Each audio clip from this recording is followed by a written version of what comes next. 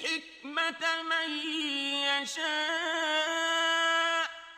ومن يؤت الحكمة فقد أوتي خيرا كثيرا نحمده ونصلي على رسوله الكريم اما بعد فاعوذ باللہ من الشیطان الرجیم بسم اللہ الرحمن الرحیم رب اشرح لی صدری ویسر لی امری واحلل عقدۃ من لسانی یفقہوا قولی واجعل لی وزیرا من اہلی آمین یا رب العالمین۔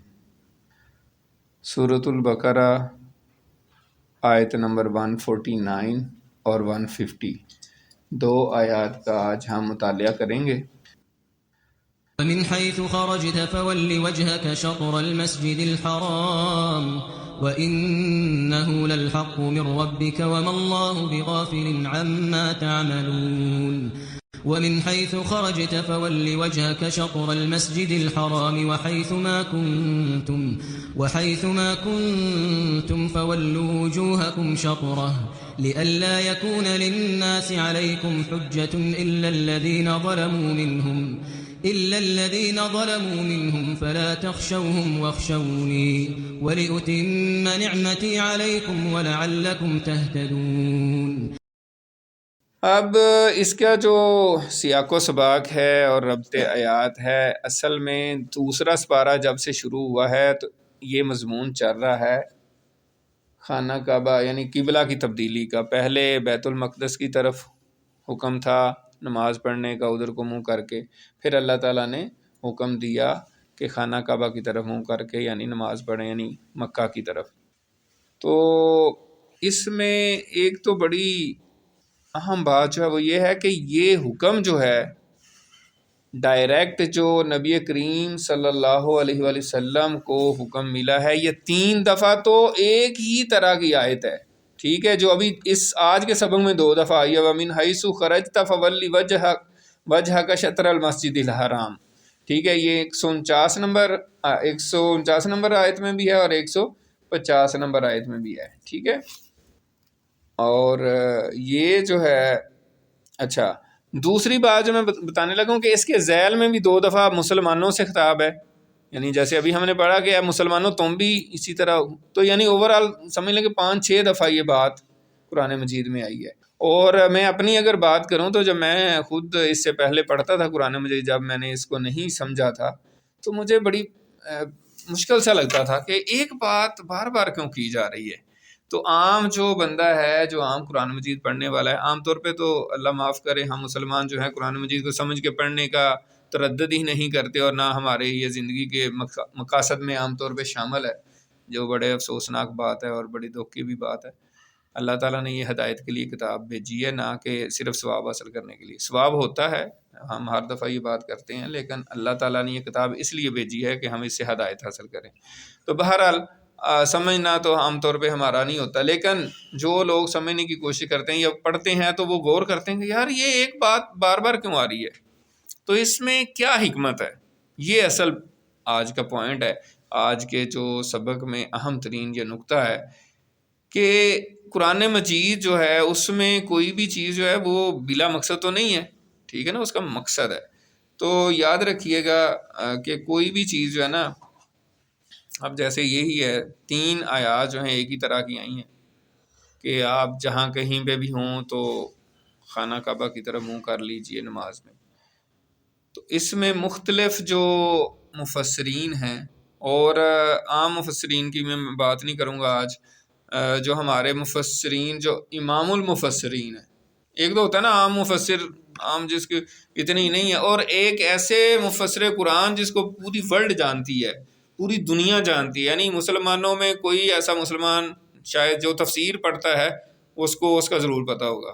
تو وہ میں نے پہلے بھی کئی دفعہ ذکر کیا ہے، ہمارے بڑے جو مفسرین ہیں ان میں جیسے تفسیر ابن کثیر ہم پڑھتے ہیں، امام ابن کثیر ہیں، بہت بڑے اسکالر ہیں، مشرق و مغرب میں ان کا ڈنکا آج بھی بج رہا ہے، ٹھیک ہے، 700 سال تقریباً ہو گئے ان کی تفسیر لکھے ہوئے۔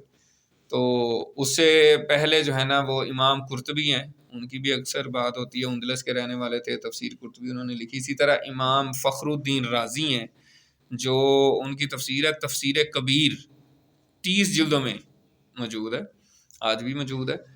تو ان تینوں اماموں نے جو اس کی وضاحت کی ہے بڑی مزیدار بھی ہے، اور پھر ہم سب کو سمجھ آتی ہے کہ قرآن مجید میں کوئی بھی آیت جو ہے وہ اگر ایک دفعہ آئی ہے، 2 دفعہ آئی ہے، 3 دفعہ آئی ہے، تو وہ اس کا کیا مطلب، ہر دفعہ وہ ڈیفرنٹ سینیریو میں ڈیفرنٹ سچویشن کے لیے آئی ہے.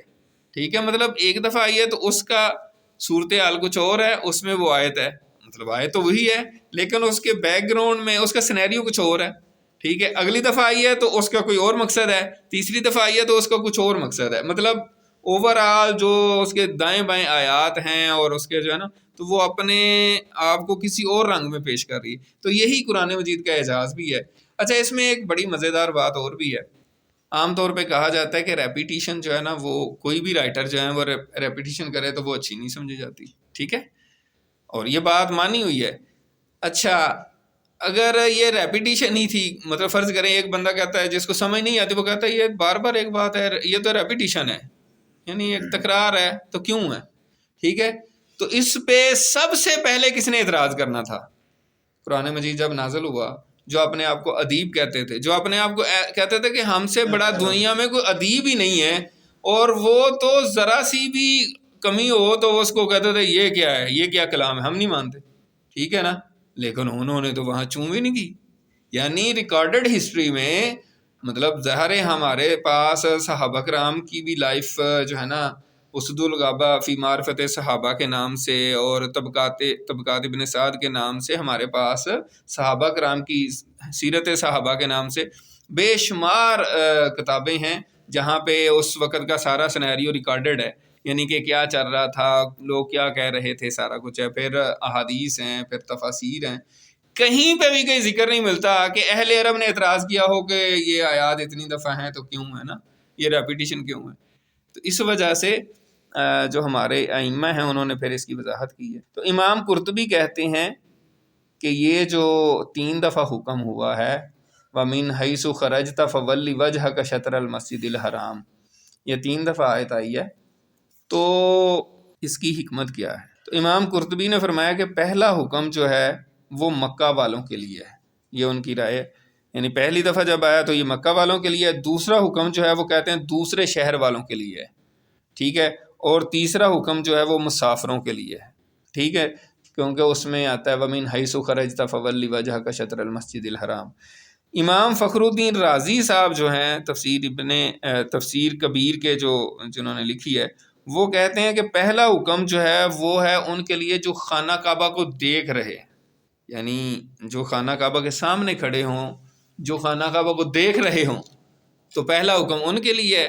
دوسرا حکم ان لوگوں کے لیے ہے جو مکے کے اندر رہ رہے ہیں لیکن خانہ کعبہ ان کو نظر نہیں آ رہا، تو دوسرا حکم ان کے لیے ہے. اور تیسرا حکم پھر پوری روئے زمین پر جتنے مسلمان ہیں ان کے لیے. اچھا، امام ابن کثیر نے جو رائے پیش کی ہے وہ زیادہ مجھے تو زیادہ، ویسے تو تینوں رائے جو ہیں اس میں ہر ایک میں اپنی ایک دلیل ہے اور ساری رائے ایک وقت میں بھی درست ہو سکتی ہیں، ایسا ہوتا ہے. امام ابن کثیر نے کہا کہ بعض کہتے ہیں کہ تینوں احکامات کا تعلق جو ہے وہ اگلی پچھلی آیات سے ہے. اب انہوں نے بعض کہا کہ تو اپنے اوپر نہیں بات آنے دی. یہ بھی ایک رائٹر کا کمال ہوتا ہے، یعنی تفسیر لکھ رہے ہیں اور آپ کہتے ہیں بعض کی یہ رائے ہے نا، تو ضروری نہیں ہے بعد میں وہ خود بھی شامل ہو سکتا ہے. مطلب انہوں نے خود یہ نہیں کہا کہ میری رائے یہ ہے، اپنی تفسیر میں لکھ رہے ہیں اور کہتے ہیں بعض کی رائے یہ ہے. تو اس میں وہ کہتے ہیں پہلا حکم جو ہے اس میں ہے کہ پہلے حکم میں تو حضور صلی اللہ علیہ وسلم کی طلب کا اور پھر اس کی قبولیت کا ذکر ہے. یہ بالکل واضح ہے. آپ دیکھیں جب ہم پڑھتے ہیں اللہ تعالیٰ نے فرمایا قد نرا تقلب وجہک فی السماء فلنولینک قبلۃ ترضاها فول وجہک شطر المسجد الحرام. ٹھیک ہے، یعنی حضور پاک اللہ تعالیٰ کہتے ہیں ہم نے آپ کا چہرہ مبارک بار بار آسمان کی طرف اٹھتا دیکھا اور پھر ہم آپ کا چہرہ پھیر دیں گے. پھر ساتھ ہی اللہ تعالیٰ نے کہا چلیں پھر اب آپ اپنا چہرہ خانہ کعبہ کی طرف پھیر لیں.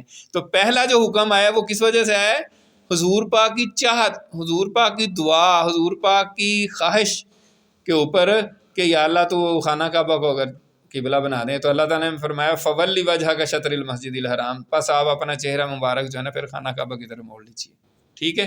اچھا، تو دوسری ان کی رائے جو ہے وہ کہتے ہیں دوسرا حکم جو ہے اس میں ہے کہ حضور صلی اللہ علیہ وسلم کی یہ چاہت بھی ہماری چاہت کے مطابق تھی اور حق برحق تھی، یعنی دوسری دفعہ جب اللہ تعالیٰ نے فرمایا کہ وَمِنْ حَيْثُ خَرَجْتَ فَوَلِّ وَجْهَكَ شَطْرَ الْمَسْجِدِ الْحَرَامِ، تو اللہ تعالیٰ نے یہاں یہ بیان فرمایا ہے کہ جو ہماری چاہت تھی وہی ہمارے محبوب کی چاہت تھی، تو اس میں یہ بات بیان ہوئی ہے، ٹھیک ہے نا۔ امام ابن کثیر جو ہے نا اپنی تفسیر میں لکھ رہے ہیں۔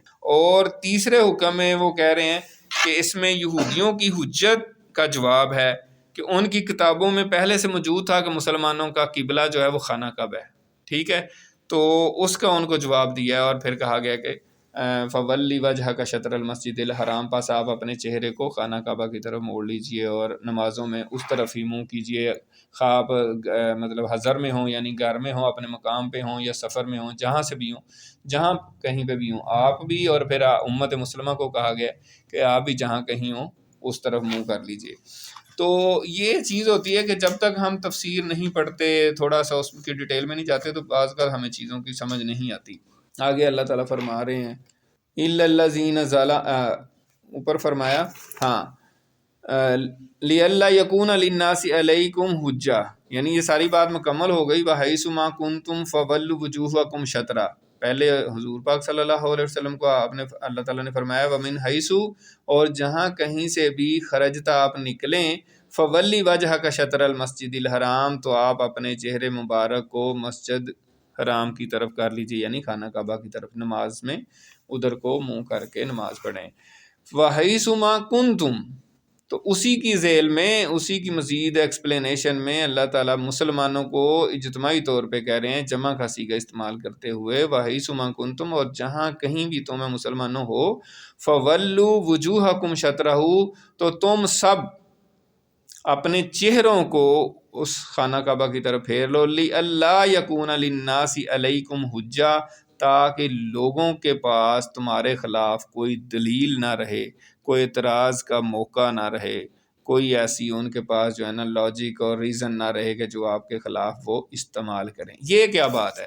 اصل میں اس میں دو تین باتیں پہلے بھی ہم نے تھوڑی سی ڈسکس کی ہیں، جیسے ابھی بھی بات آئی ہے، جو یہودی تھے یا اہل کتاب تھے، ان کی کتابوں میں، انجیل میں اور تورات میں لکھا ہوا تھا کہ آخری جو نبی آنے ان کا قبلہ خانہ کعبہ ہے، تو جب بیت المقدس کی طرف حکم تھا تو اس وقت وہ اعتراض کر رہے تھے کہ جی ان کا جو ہے نا ہماری کتابوں میں تو لکھا ہوا ہے کہ قبلہ خانہ کعبہ ہے، تو یہ ادھر کو منہ کر کے نماز پڑھ رہے ہیں، تو یہ کیا بات ہوئی، ٹھیک ہے نا، تو ان کا قبلہ تو اس میں تو یہ لکھا ہوا ہے، ٹھیک ہے، تو ایک تو ان کا جواب مل گیا۔ دوسری بات جو ہے وہ مشرکین مکہ کی بھی جو ہے نا دلیل کا، یعنی ان کا بھی جواب ہے، وہ یہ ہے کہ مشرکین مکہ کہتے تھے کہ یہ نبی اپنے آپ کو کہتے ہیں کہ میں ابراہیم کی اولاد سے ہوں، ابراہیمی ہوں، اسماعیل کی اولاد سے ہوں، تو یہ اپنے قبلے کو چھوڑ کر تو ان کے قبلے کی طرف منہ کر رہے ہیں، یہ کیسے ابراہیمی ہیں؟ تو ان کو بھی جواب مل گیا جب خانہ کعبہ کی طرف منہ کیا۔ تو یہ تو اس بات کی وضاحت ہو گئی کہ لِأَلَّا يَكُونَ لِلنَّاسِ عَلَيْكُمْ حُجَّةٌ إِلَّا الَّذِينَ ظَلَمُوا مِنْهُمْ، مگر ان لوگوں میں جو ظالم ہیں، یعنی وہ ان کو ان دلیلوں سے کوئی فرق نہیں پڑے گا، انہوں نے پھر بھی ہٹ درمی کرنی ہے اور وہ باز نہیں آئیں گے۔ یعنی دنیا میں بھی ایسے لوگ ہوتے ہیں، کچھ ہوتے ہیں آپ کسی کو دلیل دیں تو اگر اس کا دل دماغ تھوڑا بہت کام کرتا ہے تو اس کو آپ دلیل دیں گے تو تھوڑا بہت کنونس ہو جائے گا کہ ہاں یار بات تو ٹھیک ہے، یہ تو مجھے سمجھ آ رہی ہے، ویسے ہی ہے تو ایسا ہے۔ تو جو ہٹ درم ہوگا، جو ضدی ہوگا، جو اس نے کہنا میں نے ماننا نہیں ہے، ٹھیک ہے نا، پنجابی سے کہتے ہیں کہاں چٹا ہے، یعنی ایک محاورہ بنا ہوا ہے، ٹھیک ہے نا، تو پھر وہ اس کو نہیں کوئی بنا سکتا۔ تو یہاں پہ بھی فرمایا گیا اِلَّا الَّذِينَ ظَلَمُوا مِنْهُمْ، مگر ان میں جو ظالم ہے، تو اس میں بھی مشرکین مکہ کا بھی اور یہودیوں کا بھی بیان ہے، ٹھیک ہے نا۔ یہودی ایسے بھی تھے جو جب خانہ کعبہ کی طرف منہ کر لے تو انہوں نے کہا یہ کیا ہے، کبھی ادھر کو منہ کرتے ہیں، کبھی ادھر کو منہ کرتے ہیں، اچھا یہ آپ نے ادھر کو منہ کر لیا، یہ ہمارے ساتھ حسد کی وجہ سے آپ نے کیا ہے، یہودیوں کے ساتھ حسد کی وجہ سے کیا ہے، آپ ادھر کو منہ کر رہے تھے تو ادھر کو کیوں کر لیا ہے۔ اسی طرح مشرکین مکہ جو ہیں انہوں میں سے کئی لوگوں نے کہا کہ اچھا ٹھیک ہے آپ واپس آ گئے ہیں، ابراہیم کے خانہ کعبہ کی طرف واپس آ گئے ہیں، ٹھیک ہے آپ نے ہمارا قبلہ مان لیا، کچھ دنوں تک لگتا ہے آپ ہمارے دین میں واپس آ جائیں گے، لوگوں میں باتیں کرتے کہتے تھے اب وہ واپس ہمارے ہی دین میں آ جائیں گے، مطلب اس طرح کے اعتراضات اور وہ جو ہے نا چیزیں بیان کرتے تھے. فلا تخشوہم واخشونی، اللہ تعالیٰ نے فرمایا بس آپ جو ہے ان سے نہ ڈریے، مجھ سے ڈریے.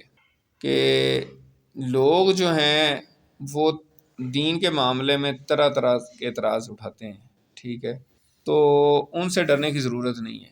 اور میں تفسیر سن رہا تھا کسی اسکالر کی، انہوں نے بڑی مزیدار بات کی. انہوں نے کہا کہ جو بندہ دین کا کام کرتا ہے نا، تو کوئی کچھ اعتراض اٹھائے گا، کوئی کچھ اعتراض اٹھائے گا، کوئی کہے گا یہ کیوں نہیں کیا، وہ کیوں نہیں کیا، اور آپ کو کسی سے ڈرنے کی ضرورت نہیں ہے. جو اعتراض اٹھاتا ہے یا جو آپ کو روکنا چاہ رہا ہے، جو رکاوٹیں ڈالنا چاہ رہا ہے، وہ آپ کی رستے میں رکاوٹیں نہیں ڈال رہا، آپ کا نہیں مخالفت کر رہا، وہ اللہ کی مخالفت کر رہا ہے. بھئی یہ کوئی بھی جو دین کا کام کرتا ہے وہ کس لیے کر رہا ہے؟ اللہ کے لیے کر رہا ہے نا. وہ اس کا کوئی اپنا ذاتی تو نہیں ہے، اس کا کوئی یہ کاروبار ذاتی تو نہیں ہے، اس نے اس کو پیسے تو نہیں لینے. ٹھیک ہے، کوئی دیکھیں ہر بندے کا اپنا کاروبار ہے نا، وہ اپنا کاروبار کر. جو بندہ دین کا کام کر رہا ہو اور اس میں لوگ رکاوٹیں ڈالیں یا اس کو کسی بھی طرح سے مشکلات پیدا کریں، تو وہ کس کے خلاف جا رہے ہیں؟ تو پھر اللہ تعالیٰ دیکھ رہے گا. تو اللہ تعالیٰ نے اس وقت ہی نبی پاک صلی اللہ علیہ وسلم اور مسلمانوں کو حوصلہ دیا اور فرما دیا فلا تخشوہم واخشونی، بس آپ ان سے نہ ڈریے، مجھ سے ڈریے. لوگ پریشرائز کرنے کی کوشش کرتے ہیں، ٹھیک ہے، لوگ خواہ مخواہ آپ کو جو ہے نا کئی قسم کے یعنی کہ نفسیاتی اور حربے اور تانے، مطلب مختلف سٹائل ہو سکتے ہیں ہر بندے کا. اور لوگ کہتے ہیں ہر بندہ یہ چاہتا ہے یار کوئی بھی کام کریں تو آپ مجھ سے پوچھیں، میری اجازت لیں اور میں جس طرح کہوں نا آپ ویسے کریں. ایسے تو پھر کوئی کام نہیں ہو سکتا. آپ لوگوں کی جو ہے نا ہر ایک کی رائے قابل احترام ہو سکتی ہے، لیکن جو کوئی بندہ مشن پہ کام کر رہا ہے، کوئی دین کا کام کر رہا ہے، وہ اب ہر ایک کی رائے ماننا شروع کر دے گا تو پھر تو مشکل ہو جائے گی. تو اس لیے یہاں جو ہے نا یہ سارے معاملے کو فرما دیا فلا تخشوہم واخشونی، بس آپ ان سے نہ ڈریے، مجھ سے ڈریے. تو جس بندے کے دل میں اللہ کا ڈر ہوتا ہے اس کو پھر لوگوں کا ڈر نہیں ہوتا. لوگ ویسے بگاڑ بھی آپ کا کچھ نہیں سکتے اتنا، یعنی لوگوں کو سر پہ بھی چڑھانے کی ضرورت نہیں ہوتی کہ ہمیں لوگ جو ہے نا وہ ایسے نہیں ہے ویسے کریں. جس بندے نے جو بندہ حق پہ ہے اور واقعی اللہ کے لیے کر رہا ہے اس کو کسی کا ڈر نہیں ہونا چاہیے، اور ہوتا بھی نہیں ہے اللہ تعالیٰ کے بندوں کو. تو فلا تخشوہم واخشونی ولیتم نعمتی علیکم، ولیتم نعمتی علیکم. اور یہ تحویل قبلہ اس لیے بھی کیا ہے اللہ تعالیٰ نے فرمایا تاکہ میں اپنی نعمت تم پر پوری کر دوں. اتمہ یعنی تمام کر دوں، کمپلیٹ کر دوں، مکمل کر دوں. نعمتی علیکم اپنی نعمت تم پر، ولعلکم تہتدون اور تاکہ تم ہدایت یافتہ ہو جاؤ، ہدایت پالو. یہ کس نعمت کی بات ہو رہی ہے؟ بظاہر ڈائریکٹلی تو خانہ کعبہ ہی جو ہے نا اس کو اللہ تعالیٰ نے قبلہ قرار دیا ہے مسلمانوں کے لیے، تو اللہ تعالیٰ اس کو فرما رہے ہیں کہ یہ میری طرف سے نعمت ہے تاکہ میں اپنی نعمت تم پر مکمل کر دوں. لیکن اس کی جو آگے ڈیٹیل بنتی ہے وہ یہ ہے کہ بیسیکلی اللہ تعالیٰ ایک نئی امت اٹھا رہے ہیں، ٹھیک ہے نا. اللہ تعالیٰ نے پچھلی امت سے امامت سلب کر لی، ان کو معطل کر دیا. پچھلی امت کون سی تھی؟ بنی اسرائیل، جو ایک زمانے سے کئی صدیاں، کئی ہزار سال جو ہے وہ دنیا میں لیڈ کر رہی تھی، دنیا کی امام تھی، ٹھیک ہے نا. تو اللہ تعالیٰ نے چاہا کہ ان کے اعمال کی وجہ سے، جیسے کہ ہم سورۃ البقرہ کے شروع میں ساری ڈیٹیل اللہ تعالیٰ نے وہ بیان کر دی، ان کے اعمال کیا تھے، ان کی حرکات کیا تھیں، ان کی کرتوت کیا تھے، تو اس وجہ سے اللہ تعالیٰ نے ان کو جو ہے نا وہ ختم کر دیا، ان کو معطل کر دیا، ان سے وہ عہدہ لے لیا کہ بس بھائی تم اس قابل نہیں ہو. اب امت مسلمہ یہ کام کرے گی، اور امت مسلمہ کو جب اتنی بڑی ذمہ داری دے دی، ایک لیڈر بنا دیا، تو پھر اللہ تعالیٰ نے چاہا کہ ان کا قبلہ بھی اپنا ہو. یہ نہیں ہے کہ قبلہ ان کا فالو کریں تو وہ کہیں گے لو جی جو مرضی کر لو، ہیں تو ہمارے ہی آپ. تو ہر چیز اللہ تعالیٰ نے انڈیپینڈنٹ کر دی. اس وجہ سے اللہ تعالیٰ نے کہا کہ میری نعمت تمام ہو، یعنی ایک تو یہ کہ خانہ کعبہ کو قبلہ قرار دیا، اور دوسرا یہ کہ امت مسلمہ کی ہر چیز ایک انڈیپینڈنٹ ہو اور ان کا پورا نظام اپنا ہو. اس وجہ سے فرمایا ولیتم نعمتی علیکم ولعلکم تہتدون، اور تاکہ تم ہدایت پاؤ، یعنی یہ تمہارے لیے بہتر ہے اور تمہاری ہدایت کے لیے ضروری ہے۔ اچھا، اس میں جو ایک اور بات جو ہے سبق ہے، وہ ایک تو یہی بات ہے کہ امت مسلمہ کو اللہ تعالیٰ نے لیڈر بنا دیا، بنی اسرائیل سے جو ہے نا وہ سلب کر لیا، اس کو معزول کر دیا۔ اور دوسرا جو یہ سارا جو مضمون آج مکمل ہو رہا ہے قبلے کی ڈائریکشن کا، اور جو ہے ڈائریکشن آف قبلہ کی جو بات ہو رہی ہے اور تحویل قبلہ کی بات ہو رہی تھی شروع سے پارہ نمبر 2 سے، اس میں سارا جو اس کا لب لباب ہے وہ یہ ہے کہ مسلمانوں کو ایک قبلہ کی طرف منہ کرنے کا حکم دیا گیا ہے۔ اس کا مطلب کیا ہے کہ سارے مسلمان جو ہیں وہ ایک سمت، ایک رخ اختیار کر لیں، اور یہ بھی ایک سمبولک ہے۔ ہم نے پیچھے بھی پڑھا اصل کیا ہے، پچھلے سبق میں ہم نے پڑھا اصل ہے کہ فاستبقوا الخیرات، نیکیوں میں آگے بڑھو۔ تو اصل چیز تو اچھے کام کرنا ہے، ٹھیک ہے نا، لیکن سارے ایک ہی طرف آپ کرو گے تو پھر ہی امت کی بہتری آئے گی۔ تو مقصد یہ ہے کہ پوری امت کا ایک ہی مقصد حیات ہونا چاہیے، اور وہ ظاہر امت مسلمہ کی بہتری ہونی چاہیے، اتحاد امت ہونا چاہیے۔ اتحاد امت ہوگا تو امت کی بہتری ہوگی۔ اب اتحاد امت میں پہلے بھی کئی دفعہ بات ہو چکی ہے کہ یہ آج کے دور میں ممکن نہیں ہے کہ ہم سب کو ایک فک پہ لے آئیں یا ہر بندے کو کہیں کہ آپ ہماری ہر بات ہماری مان لیں۔ ایسا پاسبل ہی نہیں ہے۔ اب اتنی ڈائیورس جو ہے نا امت ہو چکی ہے، اتنی مختلف گروپس ہیں، مختلف لوگ ہیں، مختلف تھاٹس ہیں، مختلف اسکول آف تھاٹس ہیں، مختلف جو ہے نا جیوگرافیکل، اور مطلب بہت زیادہ ایسی چیزیں ہیں جس وجہ سے ہم ایک فک یا ایک ہی سارے لوگ ایک ہی مسئلے پہ ایگری نہیں ہو سکتے، پاسبل ہی نہیں ہے۔ تو اس کا پھر سلوشن کیا ہے؟ اس کا سلوشن یہی ہے کہ اختلاف رائے کے باوجود ہم کامن گراؤنڈز پہ مل کے کام کریں۔ یہ امت کی اتحاد کا بہترین سلوشن ہے، اور یہی پاسبل سلوشن ہے۔ اس وقت اگر اتحاد امت کی بات ہوتی ہے تو اس کا یہ قطعی مطلب نہیں ہے کہ سارے جناب وہ کہیں جی ہماری فقہ کو فالو کر رہے، وہ کہتا ہے فقہ حنفی کو فالو کر رہے، وہ کہتا ہے فقہ جعفری کو فالو کر رہے، کوئی کہتا ہے فقہ جو ہے نا فلانی کو، حنبلی کو۔ تو جو ہے اس طرح پاسبل نہیں ہے۔ تو پاسبل کیا ہے کہ جو کام کامن ہے، ٹھیک ہے، امت کی خیر خواہی کے۔ اب دیکھیں امت میں کہ کون کون سے مسائل ہیں، جیسے جہاد کا مسئلہ ہے۔ اب کافر جو ہے نا ہمیں ماری جا رہے ہیں، جیسے فلسطین میں ہو رہا ہے، غزہ میں کیا نہیں ہو رہا۔ تو اب کیا ہے، کامن گراؤنڈ ہے، سب کو پتہ ہے کہ یار دشمن ہمیں مارا ہے، اس پہ تو کوئی اختلاف نہیں ہے نا، تو سارے مل کے تو اس کے مقابلہ کریں، تو اس میں کوئی اختلاف نہیں ہے۔ یہ اتحاد ہونا چاہیے اور کرنا چاہیے۔ اس میں اگر کوئی رکاوٹیں ڈال رہا ہے تو وہ پھر اسلام میں کیسا ہے، وہ تو پھر منافق ہی ہو سکتا ہے، ٹھیک ہے۔ اسی طرح اور جو اس سے نیچے درجے کے خیر کے کام ہو سکتے ہیں امت کی بہتری کے لیے، اپنے لوگوں کی بہتری کے لیے، ٹھیک ہے، یتیموں بیواؤں ان کی ہیلپ کریں، اپنا اسکول سسٹم جو ہے ایجوکیشن نظام کو بہتر کریں، جس سے آپ ایسے ایسے اچھے اسکالرز ٹیکنیکلی بھی، سائنس میں بھی، اور ٹیکنالوجی میں اور علم میں ہر لحاظ سے پیدا کریں۔ وہ کامن گراؤنڈز ہیں سارے مسلمانوں کی، ٹھیک ہے۔ اسی طریقے سے اور جو بھی بہتری کی صورتیں ہو سکتی ہیں، جیسے میڈیکل کا شعبہ ہے، ٹھیک ہے، مسلمانوں کے ایسے میڈیکل سینٹرز ہونے چاہیے جس پہ ساروں مطلب کوئی بھی مشکل ہوتا آپ کو یورپ امریکہ نہ جانا پڑے۔ یعنی اس طرح کی مثالیں ہو سکتی ہیں۔ تو اتحاد کا یہ مطلب نہیں ہے کہ کوئی ایک فقہ کو یا فلاں ایک امام کو سارے فالو کریں، اختلاف رائے کے باوجود۔ اور یہ بڑا اہم ترین سبق ہے۔ یہ چلیں باقی باتیں تو چھوڑیں، لیکن ہم جو یہاں بیٹھے ہیں جو ایک ہی فقہ کو بھی فالو کرتے ہیں، ایون حنفی فقہ کو فالو کرتے ہیں، جو پاکستان میں زیادہ پرسنٹیج ہے، پتہ نہیں 80% لوگ فالو کرتے ہیں یا 90% فالو کرتے ہیں، تو ان میں بہت زیادہ اختلافات ہیں۔ تو ان کے لیے بھی یہی سبق ہے کہ اختلاف رائے کے باوجود جو کامن گراؤنڈز ہیں، اب نماز پڑھنا فرض ہے، کس کو نہیں پتہ؟ یہ کامن گراؤنڈ ہے، ہر مسلمان کو پتہ ہے کہ نماز فرض ہے۔ اور اگر ایک بندہ نماز کے لیے لوگوں کو بلاتا ہے کہ آؤ بھائی نماز پڑھیں، تو دوسرے کو بھی اس کے ساتھ سپورٹ کرنا چاہیے کہ ہاں یار نماز تو فرض ہے، آؤ۔ یہ نہیں ہونا چاہیے کہ اچھا ایک بندہ نماز کے لیے بلا رہا ہے لوگوں کو کہ آؤ بھائی نماز پڑھیں، تو دوسرا کہ ہاں یار یہ تو ان لوگوں کا کام ہے نا، تو بس میں کیوں اس میں۔ تو یہ مطلب یہ پھر ڈنڈی مار رہا ہے۔ انصاف کا تقاضا یہ ہے کہ جو بھی خیر کی چیز ہو، خیر کا کام ہو، اس میں آپ کو تعاون کرنا چاہیے۔ اللہ تعالیٰ کا حکم ہے وَتَعَاوَنُوا عَلَى الْبِرِّ وَالتَّقْوَىٰ وَلَا تَعَاوَنُوا عَلَى الْإِثْمِ وَالْعُدْوَانِ، نیکی کے کاموں میں ایک دوسرے سے تعاون کرو اور برائی کے کاموں میں تعاون نہ کرو. ٹھیک ہے. اب قرآن مجید کی تعلیم ہے فار ایگزامپل. ٹھیک ہے. نبی پاک صلی اللہ علیہ وسلم کی حدیث ہم ہر روز پڑھتے ہیں، تم میں سے بہترین انسان وہ ہے جو خود قرآن سیکھے اور دوسروں کو سکھائے.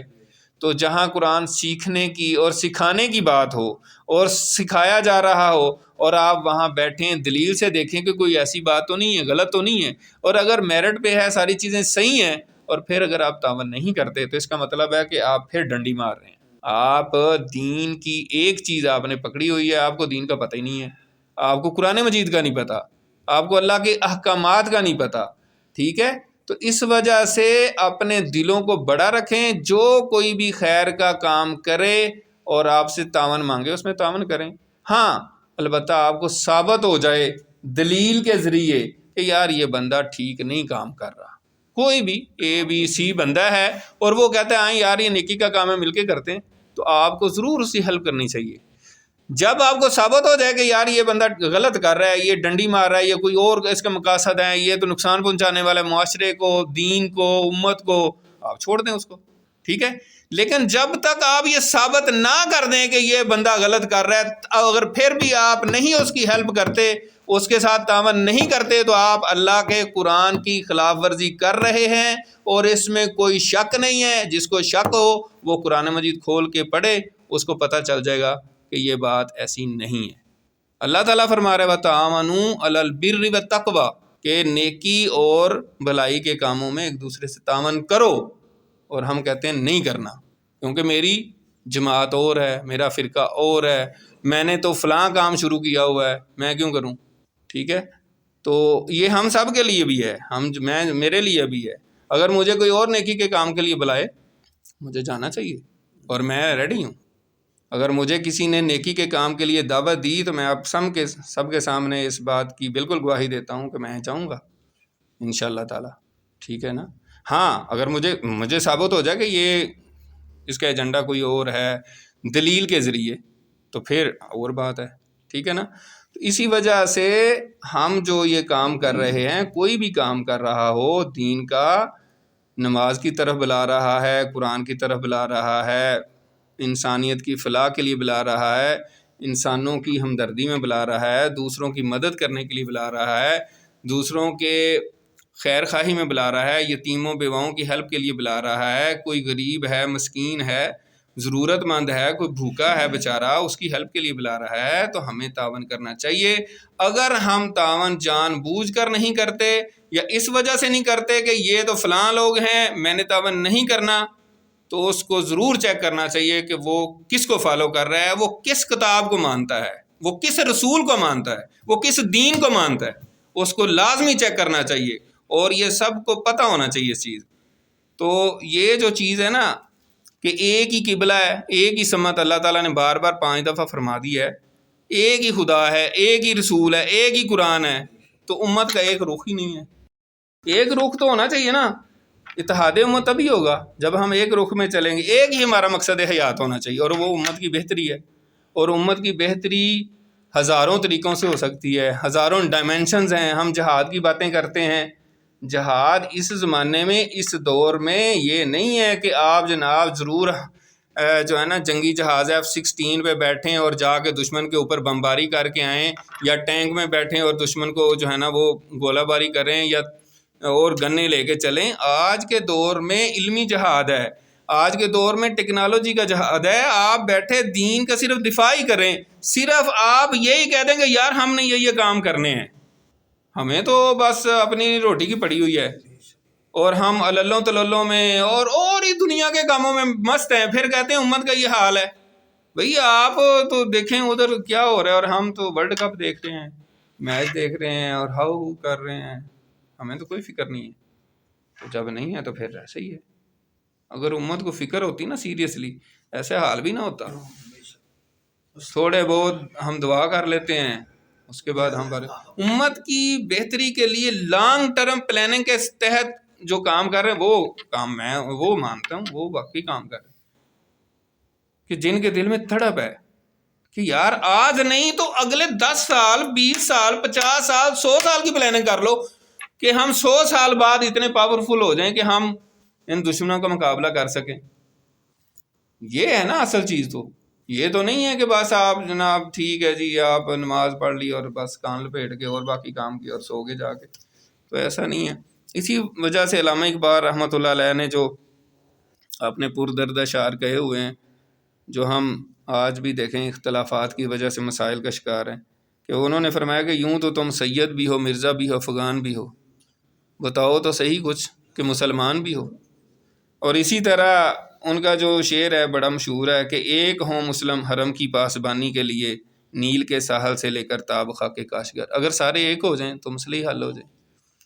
بہرحال جی آج کا جو ہمارا سبق ہے، اس کا لیسن لرنڈ جو ہے، حاصل سبق جو ہے ہمارے لیے وہ یہی ہے، جو میں نے اتنی آج جذباتی باتیں کی ہیں، وہ یہ ہے کہ اختلاف رائے کے باوجود مل کے چلیں کامن گراؤنڈز پہ. جو پتہ ہے سب کو خیر کی بات، سب کو پتہ ہے کہ یار کیا کیا چیزیں خیر کی ہیں، کس کو نہیں پتہ. کامن گراؤنڈز ہیں، سب کو پتہ ہے دوسروں کی فلاح و بہبود ہے. قرآن مجید کی تعلیم کو عام کریں، اللہ کے دین کو عام کریں، دین کی اشاعت کریں، یہ ساری چیزیں سب کو پتہ ہے. اس پہ مل کے اگر کام کریں گے تو امت کی بہتری آ سکتی ہے. ادروائز یہ ہے کہ ہر بندہ کہے کہ میری تو ذمہ داری نہیں ہے، تو پھر ہم ایسے ہی پڑے رہیں گے. تو اللہ تعالیٰ سے دعا ہے کہ اللہ تعالیٰ ہم نے جو کچھ کہا ہے، پڑھا ہے، سنا ہے، اللہ تعالیٰ عمل کرنے کی توفیق عطا فرمائے. وآخر دعوانا ان الحمد للہ رب العالمین. جزاکم اللہ خیر.